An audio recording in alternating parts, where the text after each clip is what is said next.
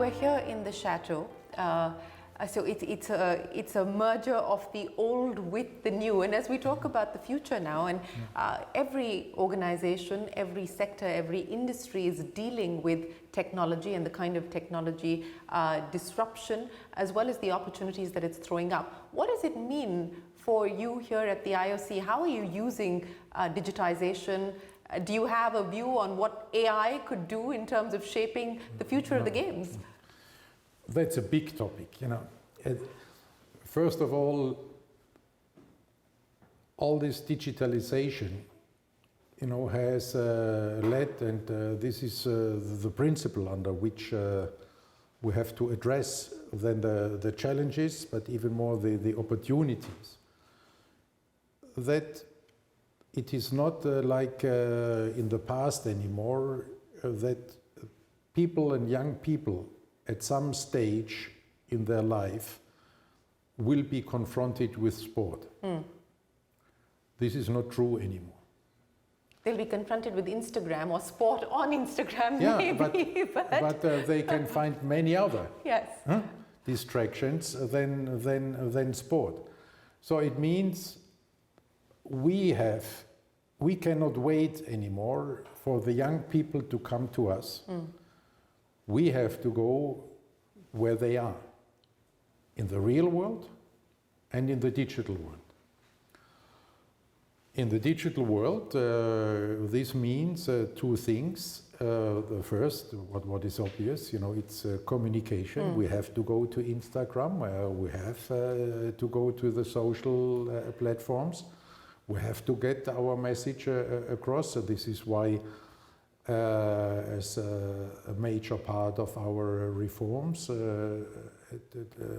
10 years ago, we created the Digital Olympic Channel, which is now already reformed again, but because of all this reform of the reform, very successful.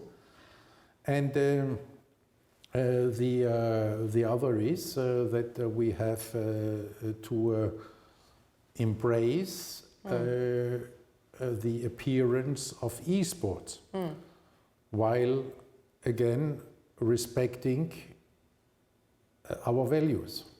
That means, in a nutshell, we cannot identify ourselves with any games which are against our values. So Olympic values and killer games, there is a red line between.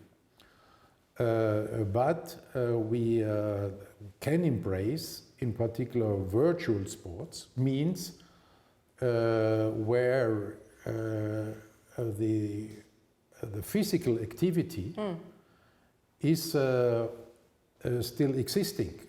Take cycling. You know, you can have cycling programs digitally, which are as demanding as somebody cycling on the road. So why? So simulated online. Yeah. How could we ignore this? You know, and you have these competitions. You can. Today, you can cycle your own Tour de France at home with a digital program, and you can even compete with each other. And there are these competition groups. So is that the future? Are we likely to see virtual sport being included at some point? That is clearly part of the future. Because it's not only cycling, even now in combat sports, you're going to see it, and we have, you know, started to embrace, to appreciate this development. And just a couple of weeks ago, we had in Singapore for the very first time an Olympic eSports final week, where there were competitions in particular in this kind of virtual sports, but where we also continued and deepened our dialogue with this industry, with the publishers and with the gamers and everybody involved. We cannot ignore this. So online gaming at some point in the future could be part of the Olympic Games? Online sports. Online sports, that will be a decision for the future, and this is, this eSports finally is a kind of testing the waters. We have to see how it goes, whether these the virtual sports do really keep or gain more attractivity, because we also have to see that the virtual sports do only have a very small market share in the overall e-gaming business. So we have to see how this is developing. And then we will have, I think, in principle, 3 options. Either to say, doesn't work, thank you very much, you do your own thing in this business. Or to say some of these virtual sports could be a discipline of the traditional sport in the Olympic Games, or to keep organizing an own event like this Olympic eSports final there for eSports. This will take some time. This is a classic example of looking at opportunities in adjacencies, and you're looking at eSports as a possible adjacency at this point in time. For the lack of a better word, for the Olympic mega franchise, so to speak, what are the other adjacencies from a revenue point of view, from a monetization perspective, that you're looking at outside of the games and the broadcast and media rights? We are not looking at this from a monetizing point of view. We are a values-based organization, and therefore for us it is about staying relevant. And this eSports engagement, for instance, is an investment we are taking. We did not look for business in this. For us, it's a means to stay relevant in this young generation and in this very particular community.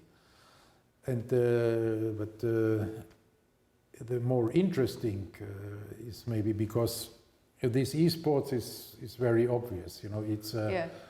It's let's say easy in one way to deal with, and also to anticipate what may happen and not what. What's the hard one? No, not the hard one. The more interesting one is AI. What will happen there? Because this has the potential to change not only all our society, but when the society changes, also sport changes. And there are a number of challenges, but there are also huge opportunities, and in every aspect of sport. It will already be a difference on how the young generation will find access to sport. It will create a big difference in how athletes will be training.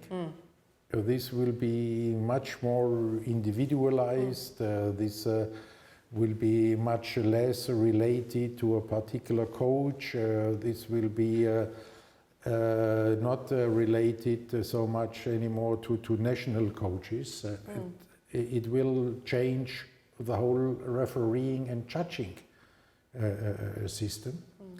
And it will also change the organization of the games in very obvious ways. Television, will be produced very differently in times of AI than now. But in particular, with regard to spectators, there the big question will be, will the immersive experience, AI together with the metaverse, with AR can create, will this lead to the people to say, okay, great, I get everything I want at home on my couch? Yeah. Or will they say, I have so much individual experience in all my life, in my business, and I'm longing to be in a community, and to go out there. And even if they go out, they will consume it very differently than today. So the potential is enormous, and also the challenges, of course, are there. And this is the more interesting part. No, you're absolutely right. This is very interesting because as you speak, I'm thinking that is this the next wave of democratization of high performance sport? Because as you pointed out, it could be a kid sitting some part of the world with no access to a high performance coach will now suddenly be able to have that kind of training, that kind of simulation that AI might provide. Is this the next leap when we talk about democratizing high performance sport? Definitely, this is one of the potentials. So far, what digitalization could do in this respect was, let's say, improving an already existing high-level training or athlete. It could be more subtle, but then potentially every kid on this planet can have access to a high-performance coach, adapted to their body, adapted to their emotions and their favoring sport. This is a huge potential. At the same time, it's a challenge because where does such an almost absolute individualization lead to? Because at the end, then these kids, the training can be very individual, but the competition then will be either in a team or it will be a competition with others. And how will they adjust then, their mindset? All of a sudden being 90% of the year, alone with their personal coach on the screen, and then all of a sudden competing in the real world. But what I want to understand from you, if you had a chance to get a do-over, would you rather compete now with AI and ML and all and access to digital technologies, or were you happier in 1976? Is it harder to win today though with the access to so much technology that's constantly enhancing and improving your odds? Well, everything in life has its time, and this I respect very much. And I'm very, I'm somehow romantic about my time as an athlete and this generation. And I would not like to miss, these romantic times of being an athlete and making these experiences. But I would also not like to miss the opportunity I have now to help and to contribute to prepare the sport for the future.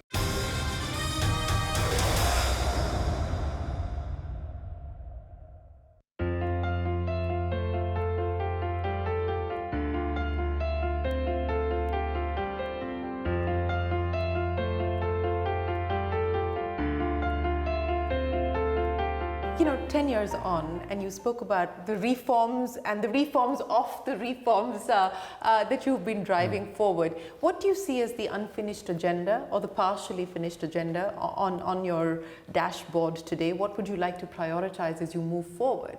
And I'll also ask you this question in the context of the fact that whether it's government or large organizations like the IOC or any other sort of sporting body or any other global large body like a multilateral institution, there is a trust deficit that exists, and a trust deficit that's only widening with time.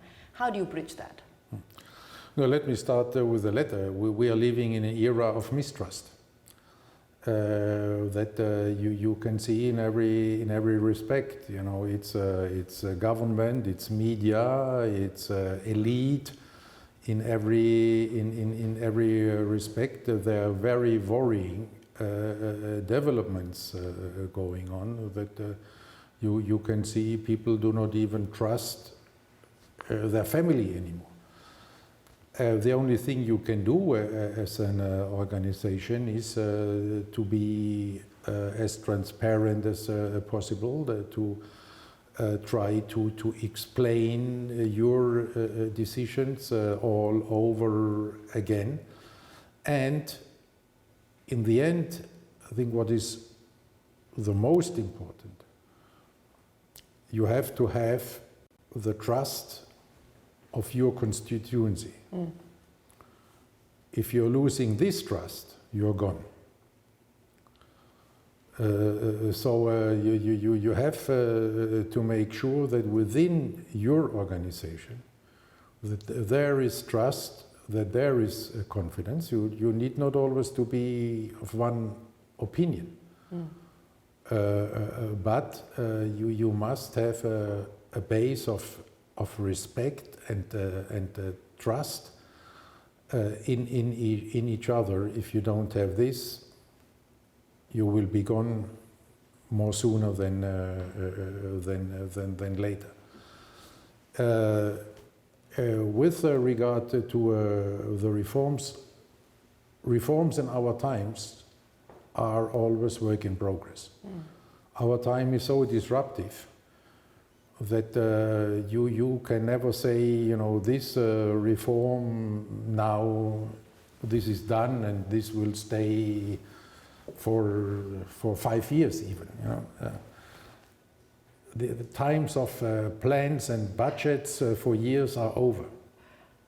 This is all more illusion. You know, if you think you know your budget in a company or in a government from 5 years, 5-year plans or so. It doesn't help anybody anymore. And the same is with regard to social developments. This is why we have to keep changing. When I introduced our reform program at the beginning of my term, I needed to convince my IOC friends and colleagues to vote for these reforms. And you know, then I referred somehow to Hamlet, to Shakespeare, by saying change or be changed. That is the question. And until today, you know, in the ante-room of our executive board, in my handwriting, I wrote on the wall, change or be changed, so that everybody who is coming to the boardroom knows what to expect and what to do. You know, on that change, of course, which is what you're hoping to do, and you're driving some of those changes, and you will be changed also because of the external environment. It's been wonderful speaking to you about the past, but more importantly about the future and how you intend to ensure that the Olympics, not just the sporting extravaganza, but the movement remains relevant for the future. Appreciate your time. Thank you very much for joining us. Thank you, and looking forward to my visit in India. Absolutely look forward to your visit in India. With that, it is time for us to wrap up this CNBC-TV18 special conversation from all of us here on the team. For now, goodbye and many thanks for watching.